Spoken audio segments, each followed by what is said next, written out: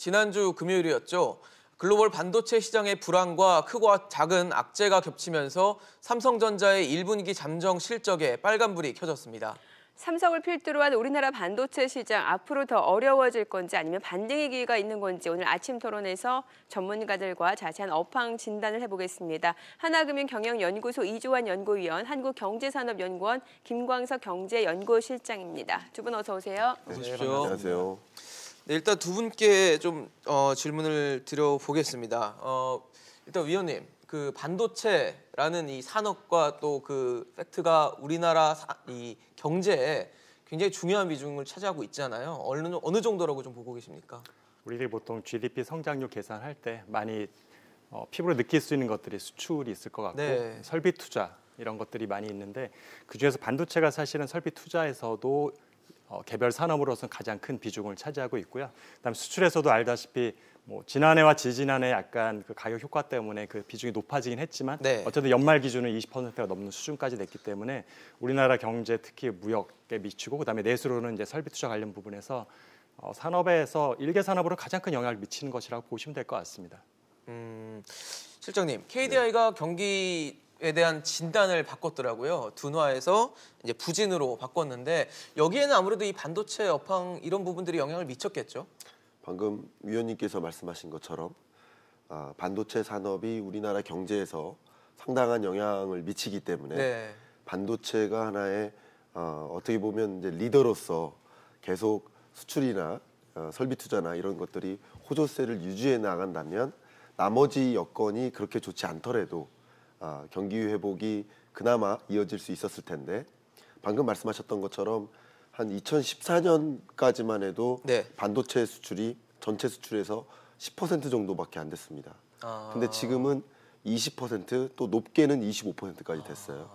설비 투자 위축됐다고 이야기 많이 하고 있지만 그렇죠. 그 설비 투자에서도 반도체가 차지하는 비중이 약 20% 정도 됩니다.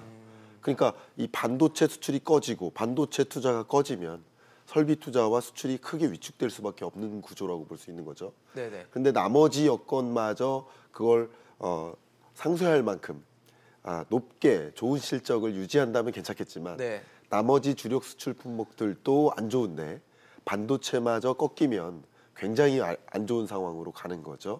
그만큼 우리 경제에서 나름 버팀목 역할을 해왔던 그런 품목이 그렇게 위축되는 상황 속에서 우리 경제에 대한 걱정 이런 것들이 많이 드는 그런 상황입니다. 네, 물론 잠정 실적이긴 합니다만은 이제 1분기 실적이 발표가 됐는데 이게 사실 발표 전에 이례적으로 예고 공시를 했단 말이죠. 이렇게 실적이 안 좋을 것이다. 그런데 실제 뚜껑을 까보니까 6조 2천억 원. 이 정도면 어닝 쇼크 수준이잖아요. 그렇죠. 기존에 저희들이 분기별 실적을 보면은 예. 10조 밑으로 내려온 게 거의 2년 전 수준이기 때문에 예. 특히 작년 3분기 같은 경우 17조 원을 기록했는데 그때랑 그렇죠. 비교하면 지금 뭐 3분의 1 가까운 수준까지 감소했다고 볼 수가 있고요. 네. 그래서 이렇게 크게 부진한 건 아무래도 반도체의 부진이 가장 큰 영향을 차지하고 있고 근데 저희들이 뭐 어닝 쇼크라고 하는 거는 이미 사실 작년 4분기 말부터 어느 정도 예상을 할 수 네네. 있었기 때문에 어느 정도 저희들 시장에서는 그거에 대해서는 충분한 짐작을 하고 있어서 크게 출렁임은 없었던 것 같은데 네. 어쨌든 기업 입장에서 보면 굉장히 큰 충격이라고 할 수도 있을 것 같습니다. 네. 조금 부원을 들여본다면 삼성전자가 영업이익을 분기마다 10조 원 정도를 계속 그렇죠. 유지하고 예. 있었거든요. 근데 그거보다도 크게 밑도는 거고 그렇죠. 더 중요한 것은 이제 시장에게 기대치를 좀 낮추세요라고 이미 가이드라인을 보냈었는데 네. 그 낮아진 기대치보다도 낮아졌기 때문에 이게 어닝 쇼크 아니냐 하는 판단이 드는 대목이라고 볼 수 있겠습니다. 네. 그러면 다른 SK하이닉스나 반도체 관련 기업들은 어떨까요? SK하이닉스도 삼성전자 크게 다를 건 없고요. 이제 삼성전자 같은 경우는 반도체 말고도 디스플레이라든가 휴대폰 사업부가 있어서 네.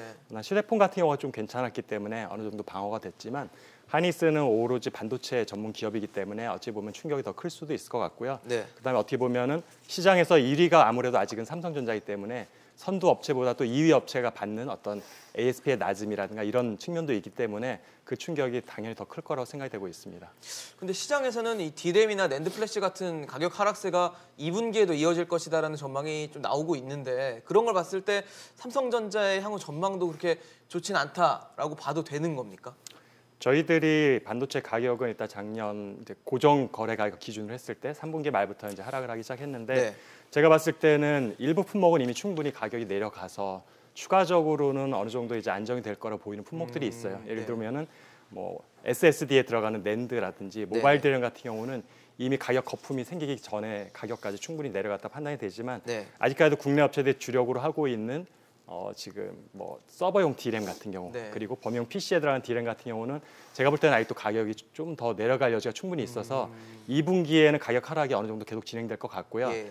반면에 상분기가 되면은 가격 하락이 뭐 상승으로 급전하는 일은 없겠지만 아무래도 계절적으로는 성수기를 진입을 네. 하기 때문에 수요가 좀 증가를 할 것 같고요. 아. 그렇기 때문에 가격 하락폭 상당히 둔화되어서 네. 그러니까 작년과 재작년의 3분기랑 비교를 도저히 할 수가 없는 상황이지만 1분기, 2분기와 비교를 하면 3분기, 4분기에는 당연히 실적이 좋아질 것으로 보고 있습니다.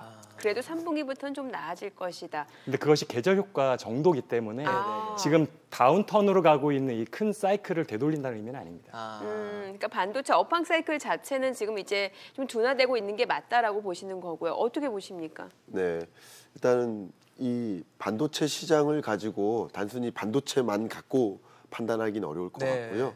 거시적으로 여러 여건을 좀 지켜보는 것도 중요한 것 같습니다. 근데 이 반도체 시장이 크게 위축됐던 이유는 네. 미중 무역 분쟁이 굉장히 컸었어요. 그렇죠. 그러면 기업들의 투자 심리를 굉장히 위축시키면서 기업들이 지금 투자하면 다 디지털 분야에 투자를 하기 때문에 네. 빅데이터 센터를 구축한다든가 새로운 신산업 영역으로 들어간다든가 하는 그런 분야로 투자를 하기 때문에 그런 투자의 과정에서 자연스럽게 반도체 수요가 일어났었는데 이 미중 무역 분쟁이 만약에 좋은 기대만큼 좋은 결론으로 조기에 마무리가 된다면 또 기업들이 적극적으로 투자에 임하면서 네. 반도체 수요가 또 늘어날 수는 있습니다. 네, 근데 여전히 미중 무역 분쟁이 장기화될 수 있겠다라는 그런 우려도 같이 있기 때문에 네. 이 부분에 대해서는 이제 결론 질 수가 없고 미중 무역 분쟁의 결말을 좀 같이 지켜볼 필요가 있겠다 이런 말씀을 드리고요. 미시적으로 좀 접근을 해본다면 네. 지금 모든 기업들의 우리나라 모든 기업들의 캐치프레이즈가 디지털 트랜스포메이션입니다. 디지털로 전환해 나가는 과정 그리고 흔히 말하는 자율주행차라든가 네. 스마트 가전이라든가 또 더 고급 스마트폰이라든가 이런 영역에서 계속 반도체 수요가 계속 늘어나고 있기 때문에 네. 반도체 수요라는 측면 전 세계적인 반도체 시장 규모라는 측면에서는 저는 긍정적이라고 봅니다. 근데 네. 긍정적이지만 그 안에서 우리나라의 역할을 우리나라의 마켓 셰어를 계속 유지할까에 대한 문제는 다른 이야기라는 거죠. 그건 조금 있다가 또 풀어갈 이야기지만 네네. 그런 부분도 고려가 돼야 되겠습니다. 그럼 하반기에 계절적 성수기로 진입을 할 거고 네. 거기다가 실장님이 지금 말씀해 주셨던 그 뭐 스마트폰이나 CPU 뭐 신제품들 반도체가 네. 들어가는 제품들이 수요가 살아난다면 네. 그래도 지금보다는 조금은 반등하는 흐름이 올 수도 괜찮습니다. 있겠네요. 여건은 괜찮습니다. 시장적인 여건은 네네. 괜찮을 수 있는데 네. 근데 한 가지 걱정되는 것은 우리가 지금 고려해야 될 것이 한국의 마켓 셰어가 유지될 것이냐 이건데 이따 말씀 나누겠지만 중국이나 유럽이나 추격자들이 여러 있죠. 나라들의 네. 이제 추격자들 때문에 네네. 경쟁력을 계속 유지해 나가는지 여부도 우리가 같이 진단할 이슈라고 볼 수 있겠습니다. 점유율을 유지해야 된다라는 그렇죠. 말씀해 주시는 예. 거고요. 네. 여기에 대해서 수요 측면에서는 그러면 어떻게 보십니까? 반도체 시장을 저희들이 좀 이해를 하려면 예. 반도체가 세상에 출시한 이후로 수요가 나빴던 적은 한 번도 없거든요. 네. 심지어는 저희들이 뭐 글로벌 금융 위기가 터지거나 네. IMF 위기가 해도 D램과 낸드의 수요 증가율은 40% 100% 정도가 증가를 했어요. 그렇기 때문에 반도체 사이클이 호황이 되고 불황이 오는 거는 수요가 부족해서 일어나지는 않는다고 일단 아셔야 될 것 같고 네. 그렇다면 결국에는 가격에 영향을 미칠 수 있는 공급 측면인데 지난 2년 동안 호황이 될 수 있었던 거는 2013년 마이크론이 파사나 LP를 인수하면서 양사의 재정 능력도 부족했고 기술력 부족해서 그쪽 미국과 일본 사이드 설비 투자가 급격히 감소를 했습니다. 네. 그것들이 4년 동안 누적이 되면서 사실은 굉장히 큰 공급 부족 현상이 일어났던 건데 근데 2016년부터 가격이 폭등하는 시점에 비슷한 시점 하반기부터 한국을 위시로 한 글로벌 반도체 설비 투자가 과거 한 4, 5년에 비했을 때 1.7배가 늘어났습니다. 그래서 갑자기 생산량이 늘었기 때문에 그게 완공되는 시점이 작년 하반기부터였기 때문에 공급이 다시 늘면서 가격이 이제 하락하기 시작했던 거기 때문에 사실 수요는 늘 좋아요. 지금 네. 뭐 여러 가지 요인들이 있지만 결국에는 과잉 공급할 만한 설비 투자가 이루어지는지 아니면 적정한 수요 증가하는 수준에서의 설비 투자가 이루어지는지 이것이 핵심 포인트라고 보시면 될 것 그러니까 같습니다. 수요보다는 공급량 자체가 폭발적으로 늘어나는 게 문제다라고 보시는 거네요. 네, 맞습니다. 수요는 항상 반도체는 새롭게 창출되기 때문에 수요가 부진하거나 마이너스를 가는 건 역사상 한 번도 없었습니다. 예. 그러면 지금 AI도 그렇고 5G도 그렇고 어쨌든 그 반도체 수요의 증가에 한 몫을 하는 부분 아니겠습니까? 이 부분에도 역시 공급량이 지금 이렇게 과잉으로 간다라고 하면은 이 수요 증가가 못 따라간다라고 보십니까? 수요가 지금 증가율도 보면은 예. 2015년을 기점이라 볼 수가 있는데요. 디램과 낸드에 보통 수요를 얘기할 때 비트 그로스라는 말 많이 쓰고 있잖아요. 용량으로 환산한 이제 수요인데 2015년 전과 후를 나눴을 때 평균 비트 그로스가 반 정도로 지금 낮아진 상황입니다. 그러니까 어떻게 보면 그러니까 20%가 증가한다면 다른 산업으로 하면 굉장히 성장이 높은 산업인 게 틀림없지만 반도체 자체를 놓고 보면 과거에 워낙 고성장을 하던 산업이었는데 그 수요 증가가 여전히 하지만 증가율이 굉장히 반으로 둔화됐기 때문에 수요도 사실은 기대했던 만큼 크게 좋지는 않은 상황에서 공급이 급격하게 최근 2년 동안 증가했기 때문에 현재 상황이 발생했다고 보는 게 맞습니다. 네.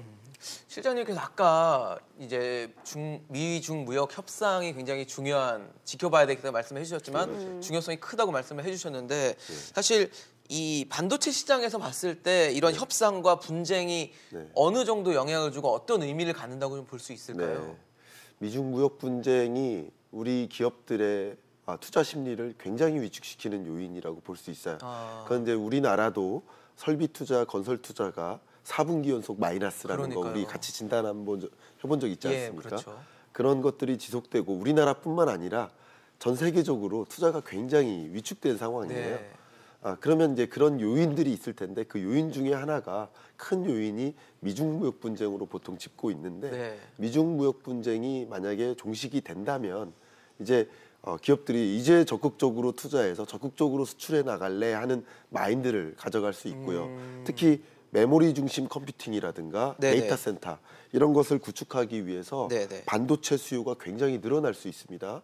근데 중요한 것은 우리나라 입장에서 우리가 계속 이 시장이 늘어날 수는 있는데 네네. 우리나라가 어떻게 할 거냐에 대한 이야기를 그게 계속 할 중요하죠. 텐데 예. 시청자 여러분들을 위해서 가볍게 말씀드리면 이제 반도체 시장을 크게 두 가지로 쪼갤 수 있는데 네. 메모리 반도체와 반도체, 네. 비메모리 반도체 혹은 이제 비메모리 반도체의 대부분이 이제 시스템 반도체라고 할 수 있어요. 네. 근데 이제 우리나라는 여전히 메모리 메모리 쪽에 반도체에만 강하죠. 네. 강하고 지금 이런 수요가 시스템 반도체로 영역을 확장하지 않으면 네. 늘어나는 수요만큼을 그대로 가져오기 어려운 구조예요. 그러니까 우리도 적극적으로 시스템 반도체 영역으로 투자하고 네. R&D하고 네네. 또 기술력을 갖춰서 늘어날 수 있을 만한 이런 수요에 적극적으로 대응해 나가야 될 텐데 그런 게 아직 좀 미흡하다는 판단이 많이 있습니다. 근데 뭐 삼성전자나 하이닉스 같은 경우도 비메모리를 강화해야 된다는 기조 자체는 갖고 있지 않나요? 그런 기조는 당연히 갖고 있습니다만 여전히 메모리 반도체에 좀 함몰되어 있는 구조가 아닌가 하는 이걸 놓을 수는 없으니까 비판을 사실. 많이 하는 거죠. 네네네. 우리 왜냐하면 반도체가 우리 산업에서 우리 경제에서 너무 너무나 크니까. 중요하니까 예. 여러 전문가들이 이렇게 의견을 내는데 네. 또 그 의견을 고스란히 받기는 또 어려운 구조도 있다고 판단 내려지는 겁니다. 네. 그러면 위원님께서는 이 미중 무역 협상 이런 어떤 대외적인 불확실성 요소들이 우리 경제나 우리 기업들에게 어떤 영향을 준다고 보십니까? 이게 항상 검의 양날과 같아가지고 특히 네. 반도체 같은 경우는 이게 좋은 면도 있고 분명히 나쁜 면도 그렇죠. 있습니다. 예. 지금 무역 분쟁이 되면서 우리에게 사실은 어떻게 보면 트럼프 대통령 행정부가 뭐 중국에 있는 반도체 업체한테 반도체 장비를 파는 것을 뭐 금지하다든지 네. 이런 것들로 해서 우리의 가장 맹렬한 추격자가 될 수 있는 잠재적인 라이벌을 어느 정도 좀 속도를 둔화시키는 역할을 하는 건 굉장히 긍정적이지만 반면에 그로 인해서 중국 성장률이 굉장히 둔화되고 그것들이 결국 우리의 수출 감소로 다 이어지기 때문에 어떻게 보면 손실이 더 컸던 거라고 볼 수 있는데 네. 그러면 이제 이게 원만하게 타결이 됐을 경우에 반대 상황이 되는 거잖아요.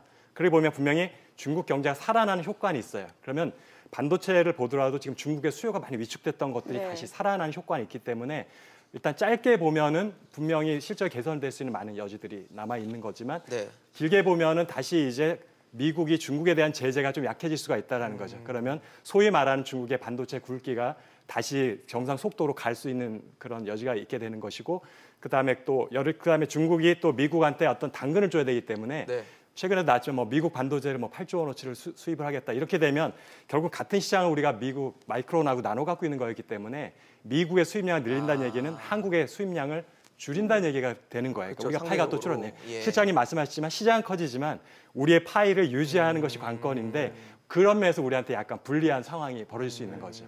그래서 양 측면 다 있는 것 같습니다.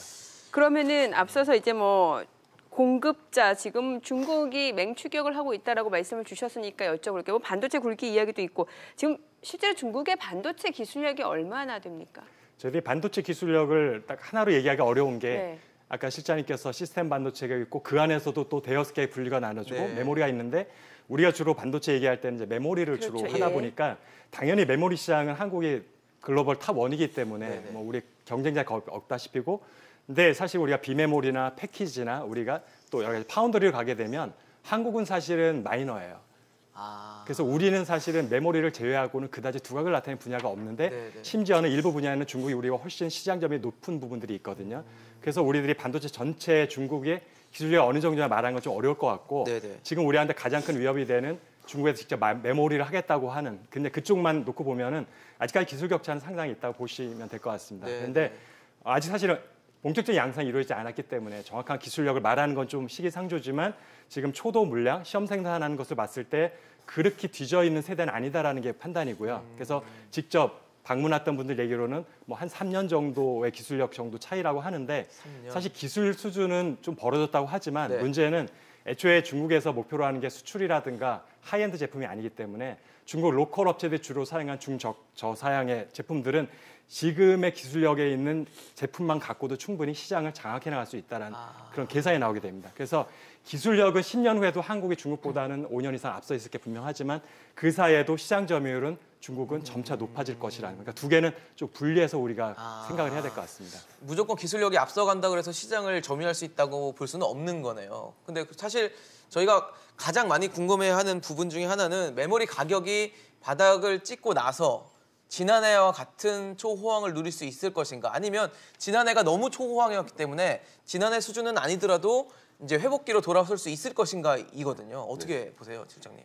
지난해 수준을 유지하기는 어렵다고 보여집니다. 네. 네. 그리고 보통 반도체 수출의 선행 지표, 그러니까 우리가 어떤 현황을 먼저 들여다보기 위해서 전망하기 위해서 예. 보는 선행 지표들이 있는데 그 선행 지표 중에 하나가 강력한 선행 지표가 이제 반도체 설비 투자액이에요. 근데 반도체 설비 투자 자체가 2018년에 많이 꺼졌어요.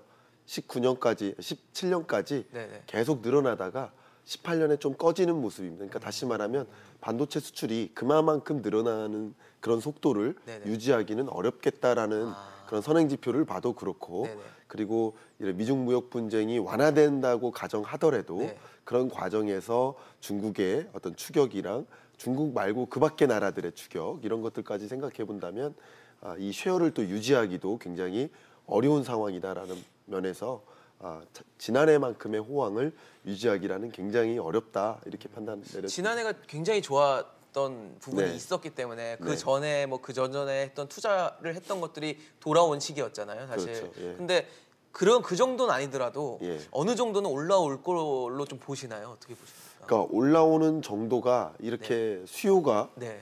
크게 계속 늘어나는 구조 속에서 네. 또 미중 무역 분쟁이 완화되는 과정 속에서 기업들이 이제 투자에 임하면서 그 수요에 어느 정도 부응을 하는 우리나라의 어떤 수출 공급이 이루어지기 때문에 어느 정도는 이제 하반기 들어서 네네. 개선될 수는 있겠다라고 볼 수 있지만 그게 작년이나 네. 재작년만큼의 기대 정도 수준은 호황 아니다. 뭐 이런 게 아니고 왜냐하면 우리 항상 숫자는 전년 동월과 그렇죠. 전년 동분기와 비교를 하는 예, 그런 그렇죠. 구조가 있잖아요. 네네. 그런 과정 속에서 이게 호조라는 표현을 쓰기가 어렵겠다라고 볼 수 있는 거죠. 일종의 기저효과를 감안하면 좀 부진할 수도 있겠네요, 상대적으로. 그렇죠. 예. 그러니까 기저효과가 아니더라도 네네. 예, 이렇게 긍정적이다, 네네. 아주 호조다 그렇게 이렇게 보기는 얘기하기는 좀 어렵다고 볼 수 있는. 위원님도 같은 생각이신가요? 어떻게 보세요? 저희들이 반도체 가격은 사실은 조금은 이해가 필요한 부분이 있는데 네. 우리가 이전에 계속 그 금융권에서 얘기하는 게 있어요. 반도체 가격은 일단 하락하는 게 정상인데 연간 하락률이 20%가 넘느냐 안 넘느냐를 가지고 호황과 불황을 결정을 합니다. 연간이라는 건 연초와 연말을 대비하는 건가요? 그러니까 전년도 평균 대비했을 때 전년도 올해 평균 평균 대비. 가격이 지난해보다 20%보다 더 많이 하락을 하면 불황이고 하락은 하는데 20%보다 하락폭이 덜하면, 낮으면 네. 호황이 되는 거라 가격이 올라간다는 것 자체는 이미 비정상적인 상황인 네네, 거고요. 네. 가격이 예를 들어 유지만 된다고 하면 굉장히 호황인 거예요. 덜 떨어진 거네요. 왜냐하면은 원가는 계속 떨어지거든요. 저희 공정 네, 미세를 네, 통해서 네. 원가는 계속 낮아지는데 판가가 유지가 되면은 이익은 급증하는 수밖에 없는 거죠. 그래서 반도체 가격은 떨어지지 않으면 그게 호황인데라서 네네. 굳이 이게 굉장히 급등을 해야지가 우리가 시장이 좋아진다고 생각을 하실 다른 산업에는 좀 특성이 있는 거죠. 네네네. 그래서 그런 면에 좀 특성이 있어서 가격이 급격히 하락만 안 하면 업황은 좋아진다고 보시면 될 것 같습니다. 근데 또 중요한 게 가격을 또 말씀하셨는데 네. 자, 가격이 떨어져요. 근데 모든 수출액은 가격 곱하기 수출 물량이에요. 그렇죠. 곱해서 나오는 거죠. 근데 제약. 가격이 이렇게 떨어지면 만약에 20% 떨어진다. 그럼 물량이 20% 늘어나도 그게 유지되는 수준밖에 안 되는 거죠. 그렇죠. 그러니까 가격이 이렇게 떨어지는 구조 속에서는 그 정도의 호조를 유지하기가 굉장히 어려운 구조다. 그냥 가격이- 지금 상태를 유지하면 떨어지게 되겠네요. 상대적으로. 그럼요. 지금 상태를 유지하거나 물량이 10%, 20% 늘어도 네. 그 정도 비슷한 수준을 수준밖에 유지하기가 안 어려우니까 굉장히 어려운 구조라는 거죠. 가격이 떨어지는 구조 속에서는. 그래서 지금 정부가 반도체에 대한 대책을 좀 내놓은 상황인데 이 네. 대책을 어떻게 보세요? 그 대책을 또 말씀하셔서 지난 수출 3월 활력 달에 재고 예. 대책이라고 직접 해서. 가지고 제가 뽑아 나오셨네요. 들고 네. 제가 읽고 왔습니다. 네. 지난 어제 이제 주말인데도 네. 읽고 왔는데 일단 글로벌 파트너링을 강조해요. 그래서 해외 글로벌 기업의 어떤 소재, 부품 구매 수요를 그 발굴해서 네. 우리나라의 그 공급을 매칭시켜주고자 하는 그런 전략들을 좀 가지고 있는데 그런 것들이 이제 실효성이 있느냐에 대한 문제는 굉장히 많고요. 네. 지금은 바이어를 매칭시켜준다고 해서 그 기업을 선정하고 이런 것은 아니거든요. 네. 기술 경쟁력, 가격 경쟁력 확실히 뛰어나게 있는 기업을 선정해서 그 수요가 이루어지는 거기 때문에 그게 중요한 그런 대책이냐 저는 그런 생각을 많이 해보고요. 흔히 말하는 차세대 반도체를 우린 개발을 해야 됩니다. 네. 그리고 여기에 안주하지 않고 시스템 반도체 영역에서 우리가 미래 수요를 견인하는 그런 반도체에 적극적으로 투자를 해야만 네. 그 수요를 우리가 가져올 수 있는 것이지 그렇죠. 계속 이 메모리 반도체라고 해서 무시할 수 있는 영역은 아니지만 그러니까요. 그 이외의 다른 영역에 적극적으로 투자하고 또 정부도 정부 나름대로 그런 쪽으로 R&D 쪽으로 끌어갈 수 있도록 기업들을 리드하는 그런 마중물 역할을 계속 해줘야 되지 않나 하는 생각입니다. 네. 위원님께서도 혹시 저 수출 활력 재고 대책 이거 보셨나요? 사실은 제가 그거 나오자마자 타 방송 특집으로 나가서 다뤘던 예. 적이 예. 있었는데요.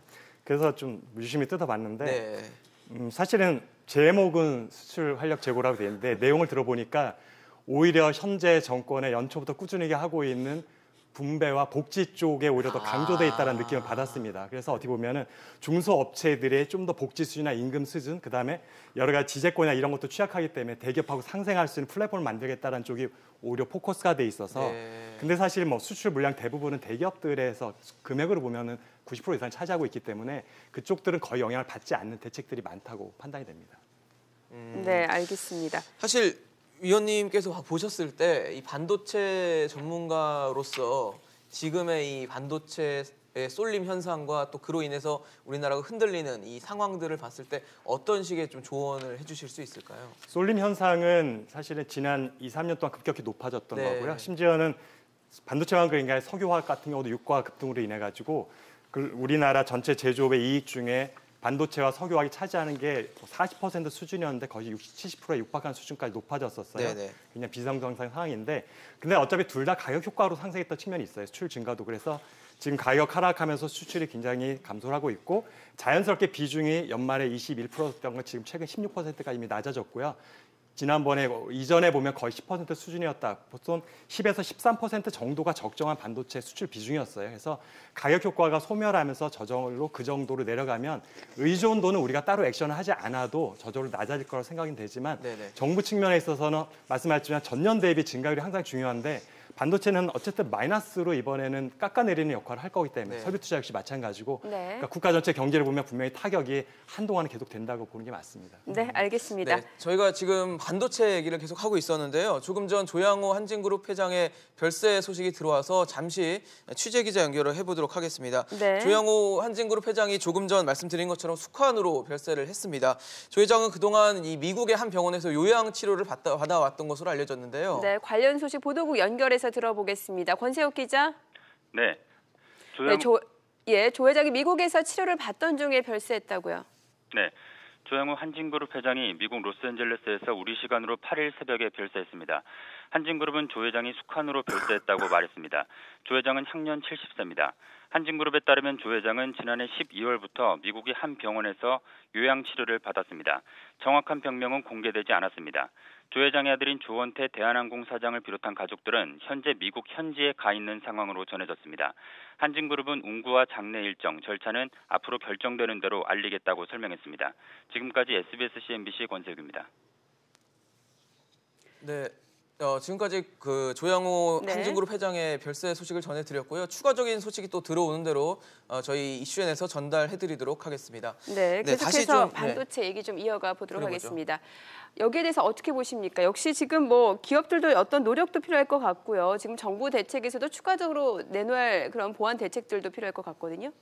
참 또 이제 실장님이 아까 네. 활력 대책 말씀하셨으니까 예. 네. 정부가 어떻게 좀 했으면 더 좋은 방향일까를 좀 조언해 주시죠. 정부가 노력해야 될 영역도 있고 또 기업이 또 노력해야 될 영역도 그렇죠. 있겠지만 정부 관점에서는 지금 이제 수출 활력 대책이라고 마련한 그런 그 대책들이 뾰족한 반도체 특화된 그런 정책들이 또 아니라고 판단 내려져요. 그러면 이제 어떻게 해야 되느냐? 저는 이제 이 수출 활력을 불어넣으려면 기본적으로 이 새로운 차세대 반도체 영역으로 네. 기업들이 적극적으로 진출할 수 있도록 좀 안내자 역할을 해야 되지 않나 하는 생각을 그럼 많이 비메모리 합니다. 쪽이 그렇죠. 확률이 높네요. 지금 상황에서. 왜냐하면 지금 앞으로 수요가 급진적으로 늘어날 이제 5G 기반의 새로운 서비스라든가 자율주행 서비스 네. 마찬가지, 그리고 스마트 가전, 그리고 스마트 홈, 네. 스마트 시티 다 마찬가지입니다. 네. 그런 영역들에서 물론 메모리 반도체 수요도 계속 유지는 될 수 있겠지만 앞으로 늘어날 그 추가적인 그런 반도체는 차세대 반도체, 네. 그리고 초고속이고 그리고 저용량이고 이런 반도체 영역에서 꾸준히 수요가 늘어날 것이기 때문에 그 수요에 부응할 수 있는 반도체 강국으로 부상할 수 있도록 말 그대로 R&D 대책들이 더 많이 추가돼야 되지 않을까 하는 그런 생각들을 많이 해봅니다. 네, 알겠습니다. 오늘 반도체 업황에 대해서 이야기 나눠봤습니다. 김광석 실장, 이주환 연구위원이었습니다. 오늘 고맙습니다. 감사합니다. 고맙습니다.